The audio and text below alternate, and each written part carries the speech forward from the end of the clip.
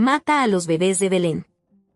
Décadas después, un hombre con el mismo nombre decapita a Juan el Bautista. Décadas después de eso, otro ejecuta al apóstol Santiago y es devorado vivo por gusanos frente a una multitud que lo aclamaba. Y casi al final del Nuevo Testamento, uno más se sienta en un tribunal y escucha a Pablo defender su caso encadenado. El mismo nombre, hombres distintos.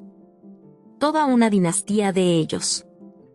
Y casi todo aquel que lee la Biblia asume que se trataba de un solo villano imposiblemente longevo, atormentando toda la historia desde el pesebre hasta la celda de la prisión.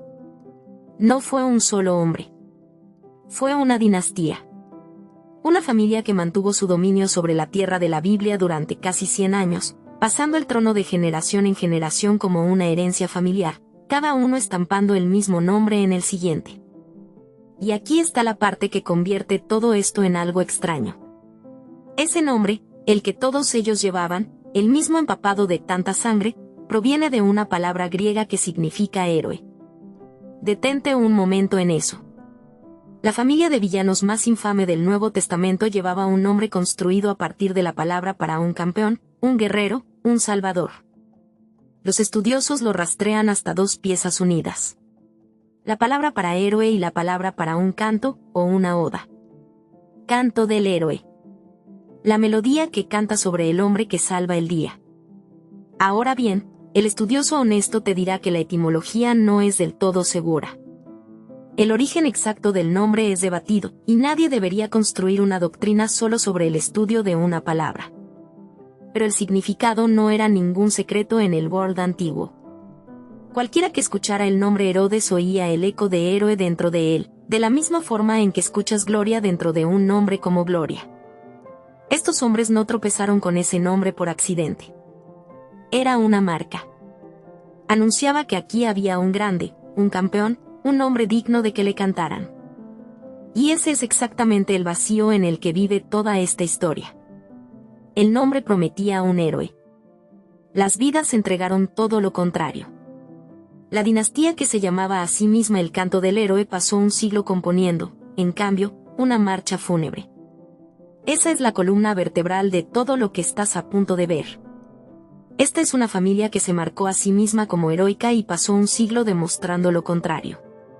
Cada Herodes de la Biblia es un estudio de grandeza falsificada, un hombre agarrando una corona que nunca fue suya. Y cada uno de ellos, sin excepción, choca de frente contra el verdadero rey, o contra uno de sus mensajeros, y pierde.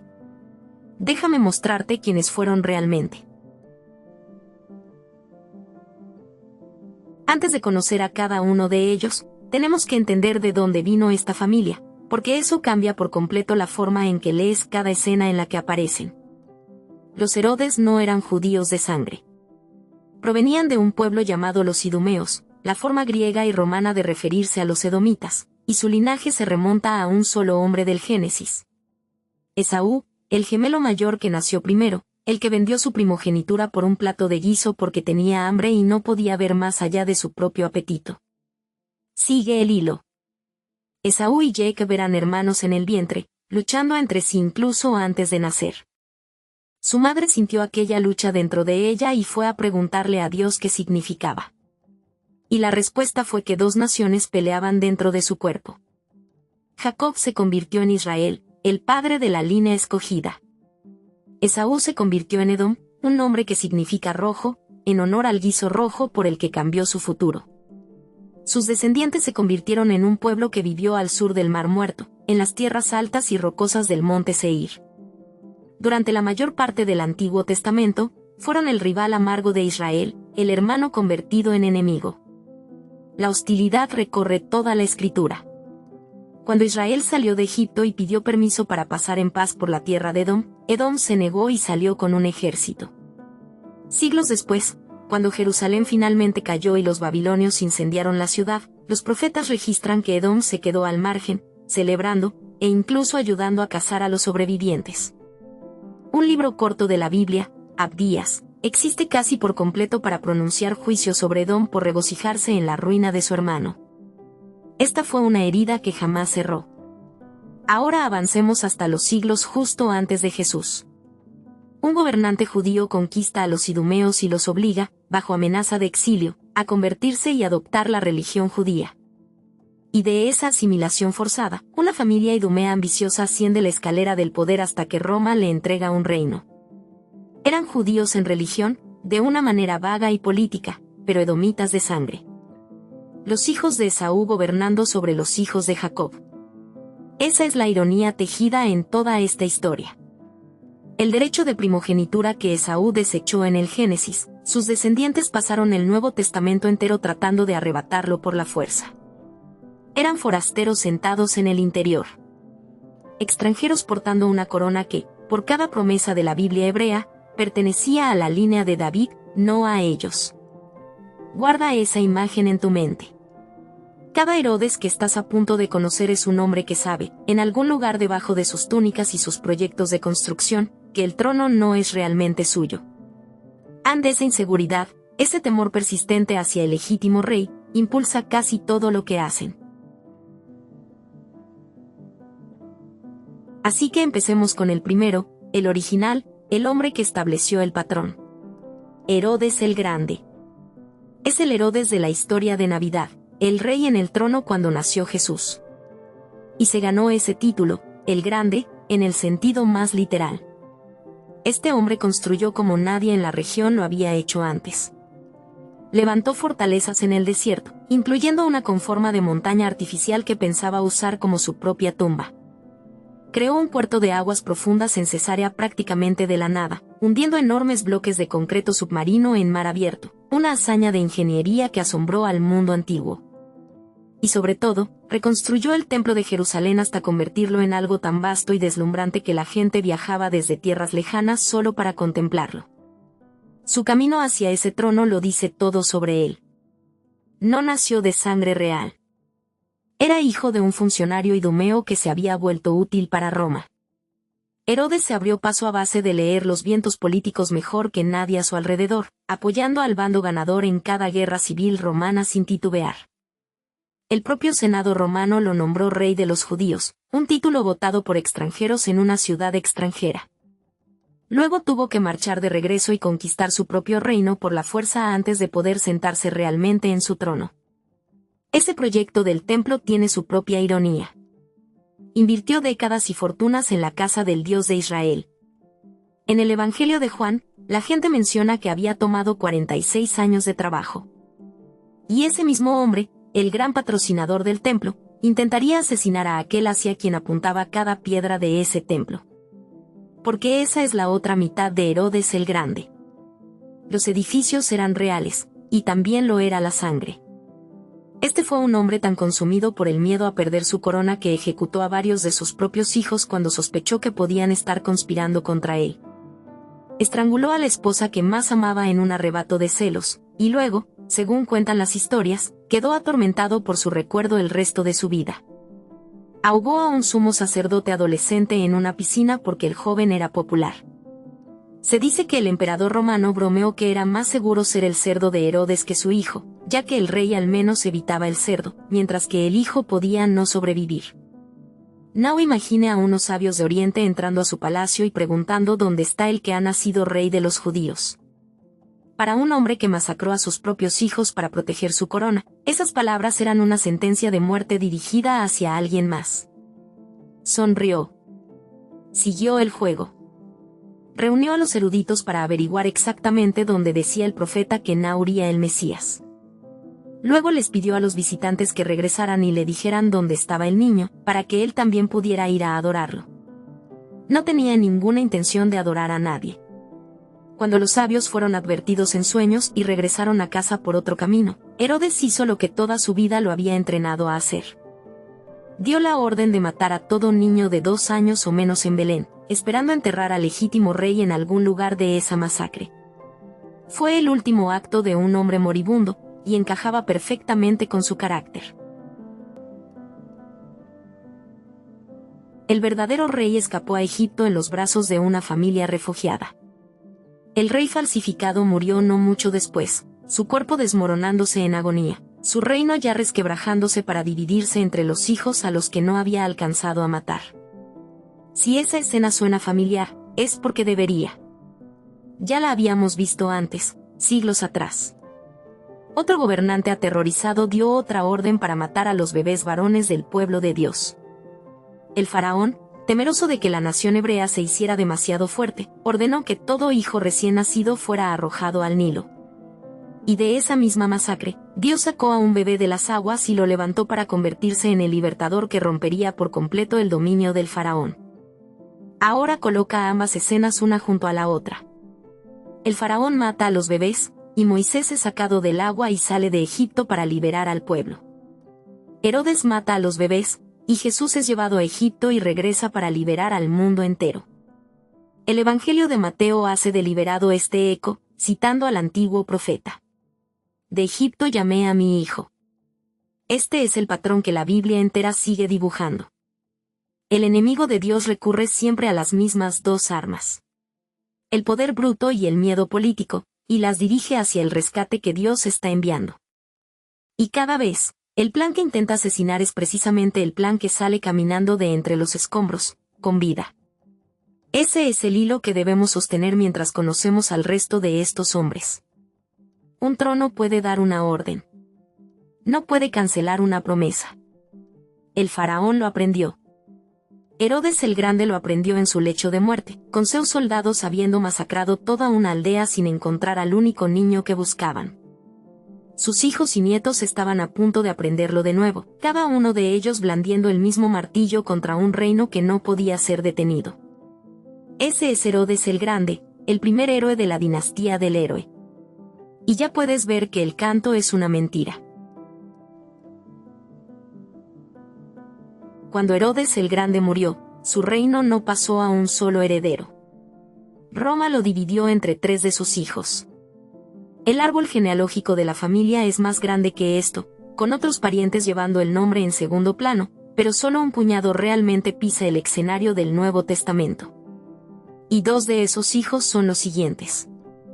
El primer hijo es Arquelao, y probablemente lo hayas leído sin siquiera notarlo. Cuando José está en Egipto con María y el niño, un ángel le dice que ya es seguro regresar a casa, porque los que querían muerto al bebé han desaparecido. Pero entonces José escucha quién reina ahora sobre Judea. Arquelao. Y Mateo nos dice que José tuvo miedo de ir allí. Ese miedo estaba bien fundado. Arquelao había comenzado su gobierno masacrando a miles de sus propios súbditos en los atrios del templo, durante una multitud reunida en la Pascua para protestar. El hijo había heredado la crueldad del padre sin la habilidad del padre. Era tan inestable y tan odiado que una delegación de sus propios súbditos terminó viajando hasta Roma para suplicarle al emperador que lo destituyera. Así que José, advertido en un sueño, giró hacia el norte y estableció a la familia en un pueblo tranquilo de Galilea llamado Nazaret. Lee eso con calma. La razón por la que Jesús crece como Jesús de Nazaret, la razón por la que ese nombre y ese pueblo se tejen en toda su identidad, se remonta a un Herodes demasiado peligroso como para vivir cerca de él. La reputación de esta familia torció el rumbo de la infancia del Mesías. Los Herodes nunca lograron poner una mano sobre el rey mismo, y sin embargo su sombra llegó lo bastante lejos como para moldear el lugar donde fue criado. Arquelao gobernó tan mal que Roma lo despojó del poder en apenas una década y lo exilió en desgracia. Pero el hermano que recibió Galilea duró mucho más tiempo. Y es el Herodes que la mayoría de la gente en realidad imagina cuando piensa en los evangelios. Su nombre era Herodes Antipas, y gobernó Galilea y la región al otro lado del Jordán durante más de 40 años, a lo largo de casi toda la vida y el ministerio de Jesús. Era un tetrarca, que literalmente significa gobernante de una cuarta parte, uno de los 4 hombres que se repartieron lo que su padre alguna vez había tenido para sí solo. Él también fue constructor, levantando una capital completamente nueva en la orilla del lago y llamándola Tiberíades para halagar al emperador romano. El patrón se repite a través de las generaciones. Grandes proyectos por fuera, hombres huecos por dentro. Antipas es el Herodes que chocó con Juan el Bautista. Juan era el profeta del desierto, la voz que clamaba en lo salvaje, el hombre que señalaba al rey que venía y le decía a todos que se prepararan. Y Juan cometió el error, desde el punto de vista de un tirano, de decir la verdad en voz alta. Antipas había tomado a la esposa de su propio hermano, una mujer llamada Herodías, mientras ambos seguían casados con otras personas. Juan dijo claramente que aquello era ilícito. No lo suavizó. No adornó al rey. Nombró el pecado. Y por eso, Antipas lo encerró en prisión. El Evangelio incluso insinúa que el rey se sentía extrañamente atraído hacia Juan, que le gustaba escucharlo y lo temía como a un hombre santo, lo cual solo empeora lo que vino después. Lo que ocurrió a continuación es una de las escenas más sombrías de la Biblia. El banquete estaba lleno de oficiales militares y de los hombres poderosos de Galilea. La hija de Herodías bailó para Antipas y sus invitados, y el rey, relajado por el vino y su propia importancia, hizo un juramento imprudente de darle lo que ella pidiera, hasta la mitad de su reino, impulsado por su madre, quien había estado esperando exactamente ese momento. La joven pidió la cabeza de Juan el Bautista en una bandeja. Antipas no quería hacerlo. El texto dice que se entristeció profundamente. Había hecho el juramento frente a sus invitados, y su orgullo no podía sobrevivir a verse débil en público. Así que ordenó ejecutar al mayor profeta de su época en una celda de prisión, para salvar las apariencias en una fiesta. Ese es el Giro de Galilea. Un hombre que mató a un profeta para proteger su propio orgullo herido en una cena. Y hay más sobre él. Una vez, algunas voces amistosas le advirtieron a Jesús que Antipas quería matarlo. Y Jesús envió de vuelta un mensaje. Vayan y díganle a ese zorro que seguiré haciendo mi trabajo hasta que termine. Un zorro era un pequeño depredador, astuto pero no fuerte, un animal que arruinaba las cosas por astucia, no por poder. Era una palabra devastadora para un hombre que se imaginaba a sí mismo un león. Antipas era astuto y peligroso, y a los ojos del único que lo veía con claridad, era pequeño. La última vez que sus caminos se cruzaron lo dice todo. Cuando finalmente arrestaron a Jesús y lo arrastraron por sus juicios, Pilato descubrió que el prisionero era Galileo y lo envió a Antipas, quien estaba en Jerusalén para la fiesta. Antipas estaba encantado. Había escuchado sobre este Jesús durante años y esperaba por fin ver un milagro, como un mago actuando bajo pedido. Jesús no dijo nada, ni una sola palabra. El Rey de Reyes se paró frente al hombre que mató a su precursor y le respondió con un silencio total. Antipas no obtuvo ningún milagro, ningún espectáculo, ninguna satisfacción. Así que él y sus soldados se burlaron de Jesús, lo vistieron con una túnica fina para ridiculizar la sola idea de que ese prisionero silencioso pudiera ser un rey, y lo enviaron de regreso a Pilato. El zorro finalmente había atrapado a su presa, y descubrió que no podía hacer nada con ella.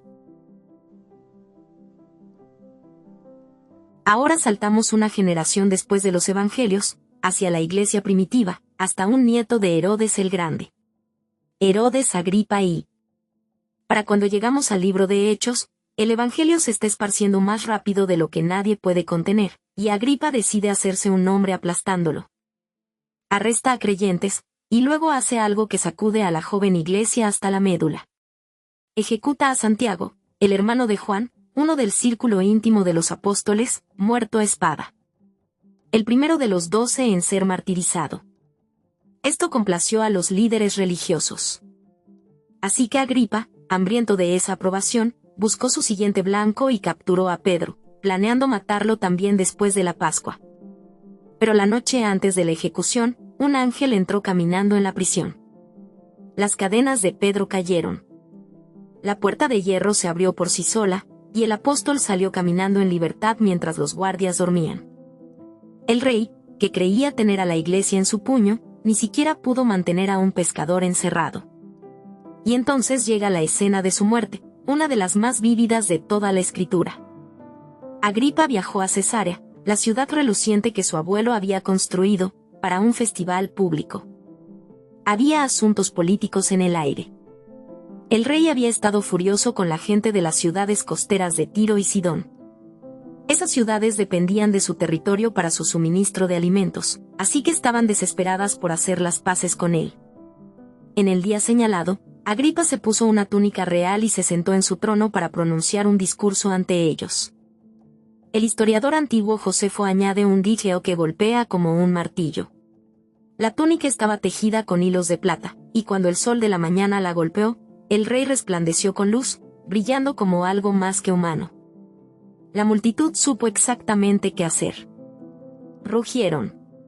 Voz de un dios, y no de un hombre. Y Agripa, el nieto de la línea de Esaú, el rey falsificado, se sentó ahí y se bebió aquella adoración. No los corrigió. No desvió el homenaje. Dejó que una multitud lo llamara un dios mientras el trono del cielo observaba.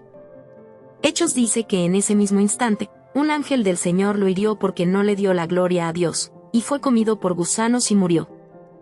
Josefo describe el mismo colapso desde afuera.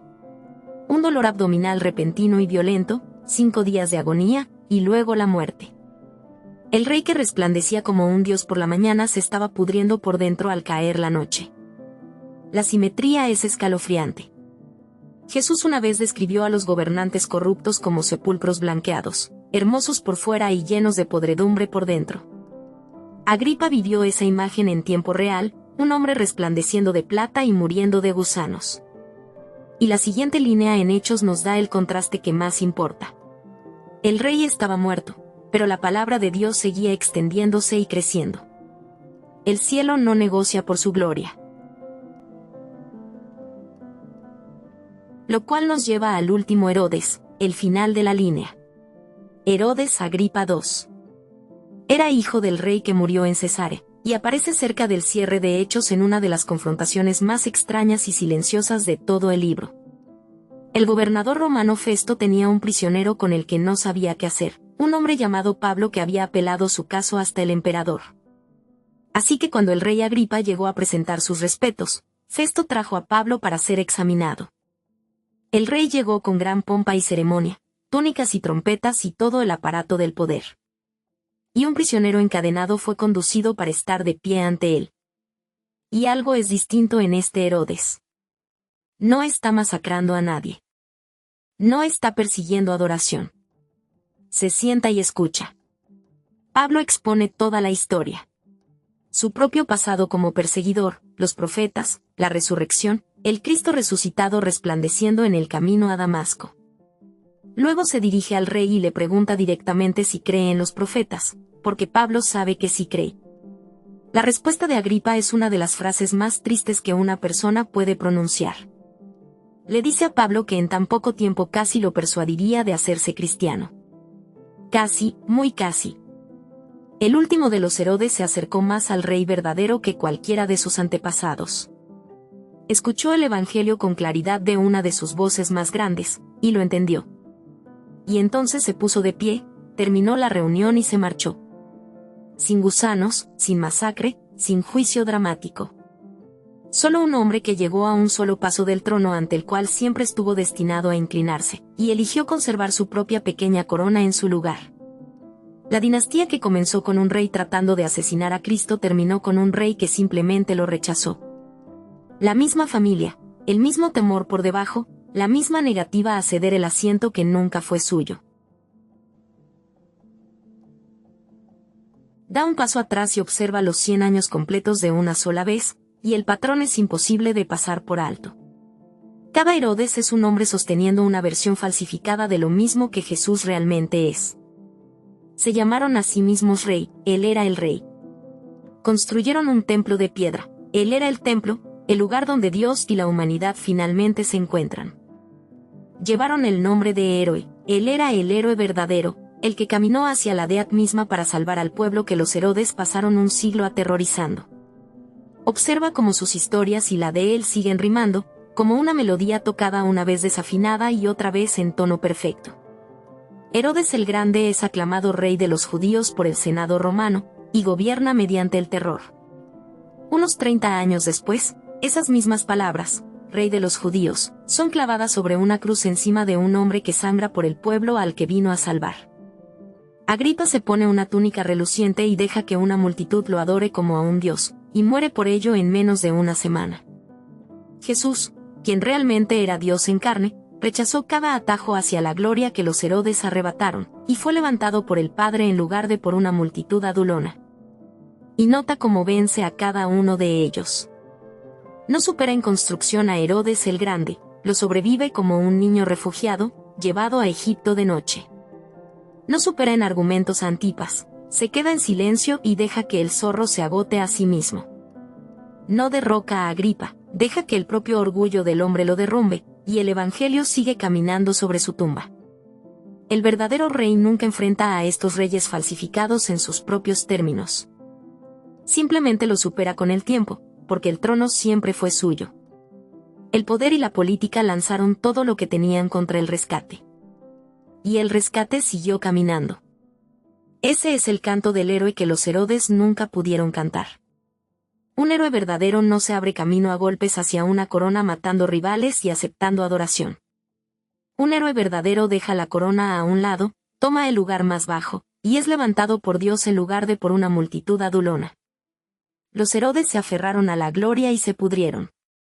Jesús se negó a aferrarse a ella y recibió un nombre sobre todo nombre. La dinastía que se marcó a sí misma como heroica produjo una serie de advertencias. El carpintero de Nazaret, que nunca se llamó a sí mismo grande, se convirtió en el único héroe verdadero que el mundo jamás ha conocido. Piensa en lo que realmente se necesitó para construir algo como el templo de Herodes. Un cantero en la Jerusalén del siglo I pasaría toda su vida laboral en ese proyecto sin jamás verlo terminado. Daría forma a bloques tan masivos que algunos todavía siguen en pie en esos muros hoy, 2000 años después, encajados con tanta precisión que no puedes deslizar una cuchilla entre ellos.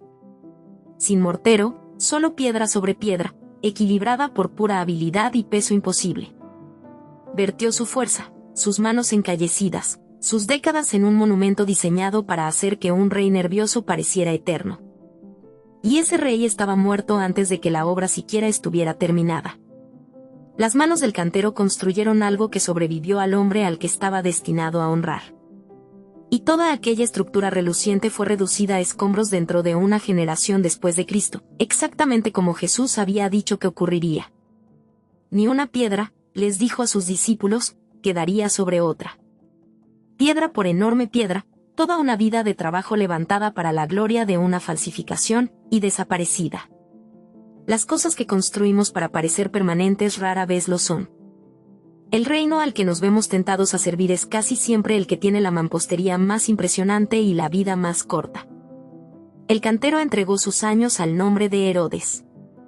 Podría haberlos entregado a aquel hacia quien el edificio siempre estuvo destinado a apuntar. El único que prometió que la obra hecha para su reino es lo único que perdura. Así que aquí es donde todo esto aterriza para cualquiera que esté viendo esto, ya sea que hayas leído la Biblia toda tu vida o que apenas estés conociendo estos nombres. La mayoría de nosotros cargamos un pequeño Herodes por dentro. No las masacres, sino el instinto que hay debajo de ellas. El temor silencioso de que el trono de tu propia vida le pertenece a alguien más, y la determinación de conservar el asiento de todos modos. Construimos nuestros pequeños monumentos. Manejamos nuestra reputación de la misma forma en que Antipas manejaba la suya, aterrorizados de parecer débiles frente a los invitados. Aceptamos aplausos que no hemos ganado, como Agripa en su túnica de plata. Y no siempre devolvemos la gloria. Y a veces, como el último de los Herodes, escuchamos la verdad expuesta con claridad. La entendemos por completo, y aún así nos ponemos de pie y nos marchamos, porque rendirse se siente como una pérdida. Ese último caso es el peligro más silencioso y el más común. Agripa II no se enfureció contra el Evangelio. No echó a Pablo ni se burló de él. Simplemente lo escuchó, lo encontró razonable, sintió su atracción, y luego cambió de tema y siguió con su día. Ninguna salida de villano, solo un hombre educado eligiendo su propio pequeño reino por encima del verdadero, una decisión ordinaria a la vez. Así es como la mayoría de las personas se aleja del rey. No con el puño cerrado, sino con un encogimiento de hombros. La buena noticia que corre por debajo de todas estas historias es que el rey legítimo no vino a arrebatar tu trono por la fuerza. Vino como un infante que un gobernante paranoico no pudo encontrar. Como un prisionero silencioso que un gobernante astuto no pudo quebrar. Como un hombre crucificado, a quien los poderes de aquel tiempo estaban seguros de haber derrotado. Él gana entregándose a sí mismo. Y no te está pidiendo que seas impresionante. Te está pidiendo que dejes de fingir que el asiento es tuyo, y que se lo entregues a aquel a quien siempre le perteneció. Los Herodes pasaron 100 años negándose a hacer eso. Cada uno de ellos perdió. Herodes el Grande perdió a sus hijos, su cordura y finalmente su vida, y el niño al que perseguía vivió. Antipas perdió el valor en un banquete y su dignidad en un juicio, y se desvaneció en el exilio. Agripa el primero lo perdió todo en una sola mañana, brillando en un momento y pudriéndose al siguiente. Y Agripa el segundo perdió de la manera más silenciosa de todas, alejándose de lo mismo que todo su linaje había estado rondando durante un siglo. Tú no tienes que seguirlos. El nombre que llevaban prometía a un héroe, y ninguno de ellos pudo cumplirlo. Tuvieron la corona, el templo, los ejércitos, los aplausos, y nada de eso pudo hacer de ninguno de ellos el campeón que su nombre proclamaba. El verdadero héroe finalmente llegó de todos modos. Nacido en el mismo pueblo que uno de ellos intentó ahogar en sangre.